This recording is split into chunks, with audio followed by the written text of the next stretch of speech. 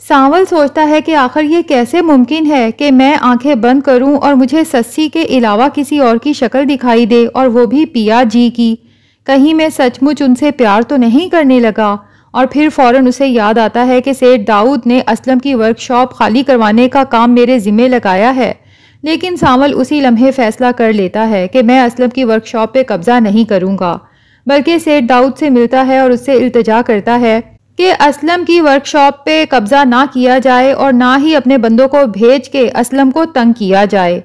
सेठ दाऊद तो सांवल की बात सुन के काफ़ी हैरान होता है और उसे तजस्सुस भी होता है कि ये सांवल जिसने आज तक मेरा कोई हुक्म नहीं टाला था, आखिर ऐसा क्या हो गया कि ये असलम की वर्कशॉप खाली नहीं करवाना चाहता। अब सेठ दाऊद सांवल के पीछे अपना बंदा लगाएगा और इस तह तक पहुंच जाएगा कि असलम की एक जवान और खूबसूरत बेटी है पिया, जिसे सांवल पसंद करता है। लेकिन सेठ दाऊद को ये पता ही नहीं कि ये पिया वही है जिसे सेठ दाऊद कई साल पहले असलम से जुए में जीत चुका है, और ये वही असलम है जो कई साल से सेठ दाऊद से छुपता फिर रहा है। और इससे बढ़कर ये कि सेठ दाऊद का अपना बेटा अली यार भी उसी पिया की मोहब्बत में गिरफ्तार हो चुका है। दूसरी तरफ अली यार जब पिया के घर से निकलता है तो असलम गुस्से से पिया से पूछता है कि आखिर ये लड़का हमारे घर तक क्यों आया था, तुम्हारा इसके साथ क्या ताल्लुक है। जिस पे पिया कहती है कि अब्बा यकीन करें कि मुझे खुद भी नहीं पता था कि ये यहाँ तक पहुँच जाएगा और मेरा इसके साथ कोई ताल्लुक नहीं,